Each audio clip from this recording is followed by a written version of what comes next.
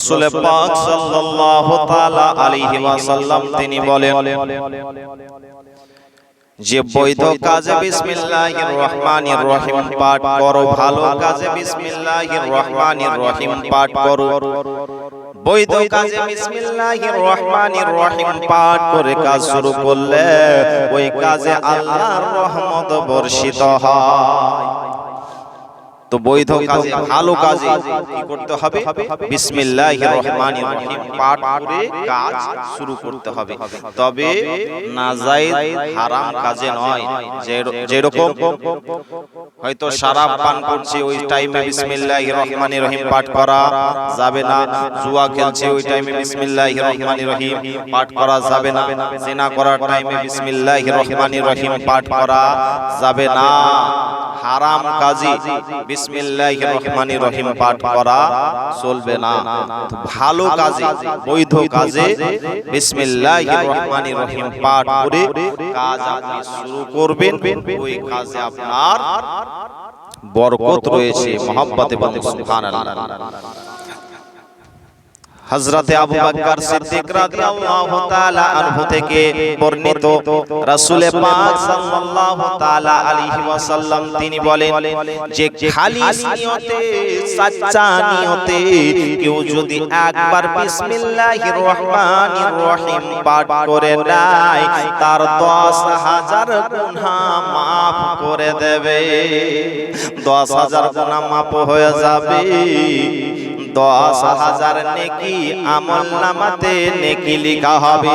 10,000 তার জন্য দরজা বুলন্দ হবে, উঁচা হবে। মহব্বতে বলুন সুবহানাল্লাহ। তো বিরাদারি মিল্লাতে ইসলামিয়া, একবার বিসমিল্লাহির রহমানির রহিম পাঠ করলে তিনটি ফজিলত রয়েছে। এক নাম্বার 10,000 আপনার গুনাহ মিটে যাবে, 10,000 দরজা উঁচু হবে, 10,000 নেকি আমলনামাতে নেকি লেখা হবে। বিরাদারি মিল্লাতে ইসলামিয়া, তো বিসমিল্লাহির রহমানির রহিম ভালো কাজে আপনি পাঠ করবেন। আপনি ওযু করছেন, ওযুর টাইমে বিসমিল্লাহির রহমানির রহিম পাঠ করে আপনি ওযু শুরু করবেন। যতক্ষণ পর্যন্ত আপনার ওযু থাকবে ততক্ষণ পর্যন্ত আল্লাহর ফেরেশতা আপনার জন্য দোয়া করতে থাকবে। ইকরামান কাতিবিন আপনার জন্য দোয়া করতে থাকবে। তো ওযুর শুরুতে আপনি বিসমিল্লাহির রহমানির রহিম পাঠ করে ওযু শুরু করবেন। যতক্ষণ পর্যন্ত আপনার ওযু থাকবে ততক্ষণ পর্যন্ত আল্লাহর ফেরেশতা আপনার জন্য দোয়া করতে থাকবেন।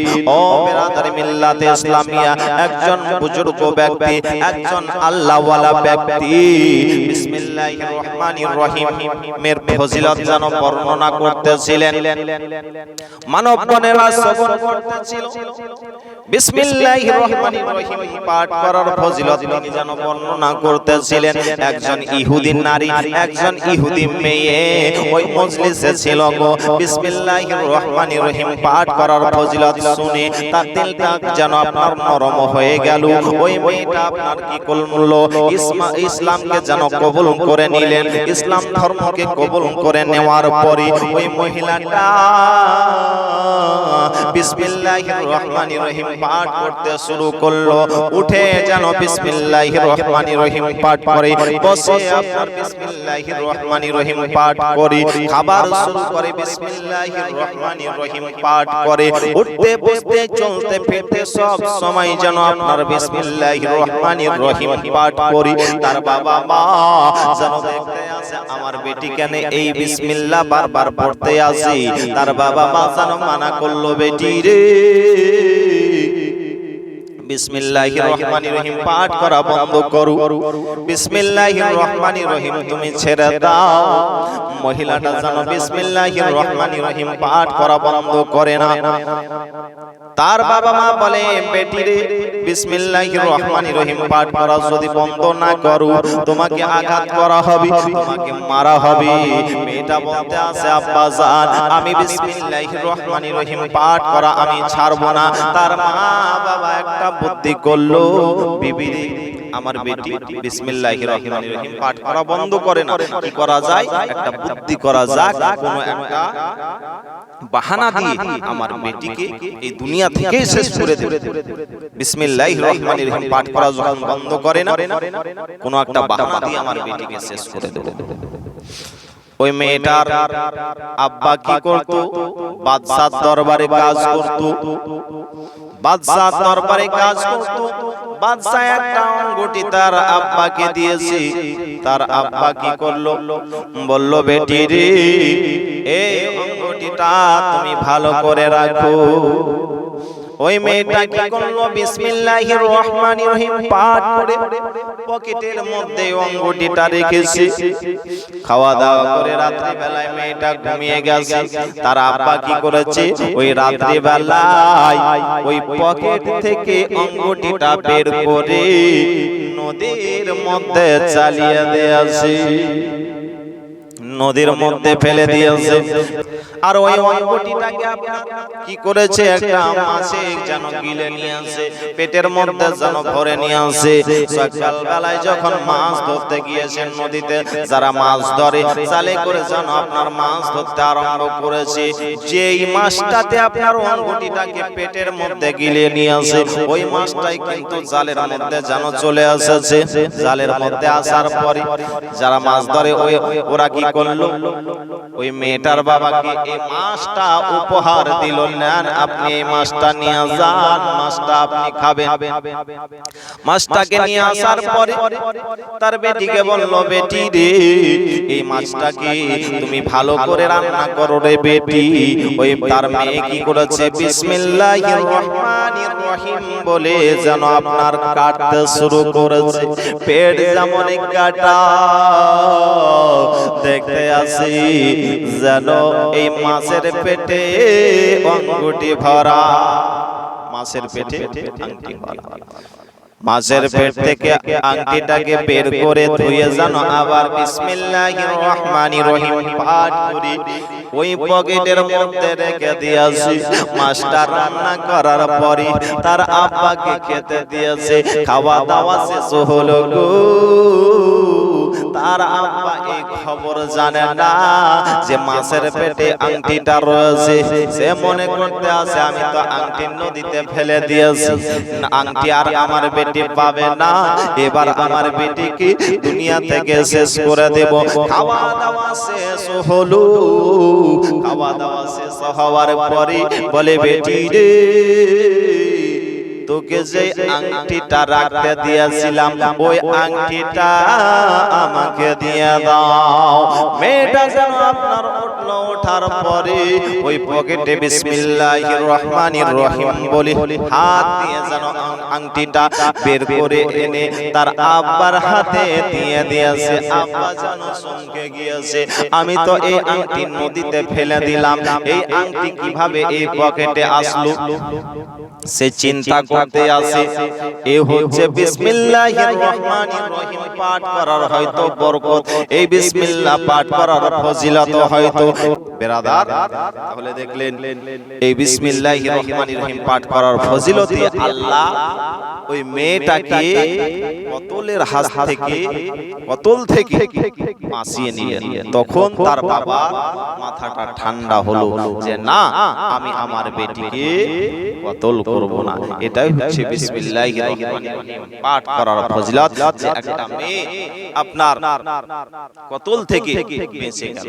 তো বাবজি ভাইরা, মা ও বোনেরা, বৈধ কাজে, ভালো কাজে বিসমিল্লাহির রহমানির রহিম পাঠ করবেন। আপনার মুসলমানের কাছে শয়তান থাকে, কাফিরের কাছেও শয়তান থাকে। মুসলমানের শয়তান আর কাফিরের শয়তানের সঙ্গে সাক্ষাৎ হলো। কাফিরের কাছে যে শয়তানটা থাকে, ওই শয়তানটা আপনার মোটা তাজা, মাথায় তেল দেওয়া, যেন আপনার শরীরে যেন জামা কাপড় রয়েছে, পরিষ্কার পরিচ্ছন্নতা। বেরাদারি মিল্লাত ইসলামিয়া আর মুসলমানের কাছে যেই শয়তানটা থাকে, ওই শয়তানটা বোকা অবস্থায়, পিপাসিত অবস্থায়, তার মাথার চুল উস্কো খুস্কো হয়ে আসে।